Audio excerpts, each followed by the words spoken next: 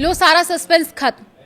20वें TMC बागी सांसद ने बीजेपी नेता भूपेंद्र यादव के घर पर कर ली मुलाकात। नाम जान करके ममता बनर्जी की खिसक जाएगी धरती। नमस्कार, मैं हूं आपके साथ आयुषी गुप्ता। पश्चिम बंगाल की राजनीति में जिस बड़े उलटफेर का लंबे समय से कयास लगाया जा रहा था, वो अब हकीकत बन चुका है। तृणमूल कांग्रेस टीएमसी की नींव रखने वाले और ममता बनर्जी के सबसे भरोसेमंद सिपाही माने जाने वाले सुदीप बंदोपाध्याय ने अब बगावत का बिगुल फूंक दिया है।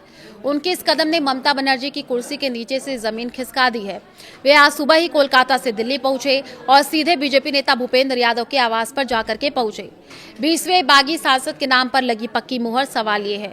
इस सियासी मुलाकात में सुदीप अकेले नहीं थे, उनके साथ अभिनेत्री और सांसद शताब्दी रॉय भी मौजूद थी। इस मुलाकात के साथ ही टीएमसी के बागी सांसदों का जादुई आंकड़ा अब 20 तक पहुंचा माना जा रहा है। पहले से 19 बागी सांसद लोकसभा अध्यक्ष को पत्र सौंप करके अलग गुट बनाने का मांग कर चुके हैं। सुदीप का नाम जुड़ना इस बात का संकेत है कि ममता का किला अब अंदर से खोखला हो चुका है।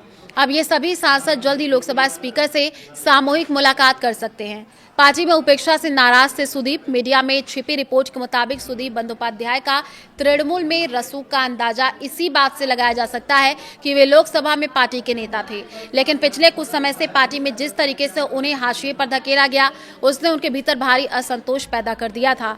अभिषेक बनर्जी के आने के बाद सुदीप की सक्रियता कम कर दी गई है, जो उन्हें रास नहीं आई है। रोज आपको होता है वैली जैसे गंभीर संकटों में ममता का ढाल बनने वाले सुदीप का यह विद्रोही किसी बड़े राजनीतिक तूफान का संकेत है।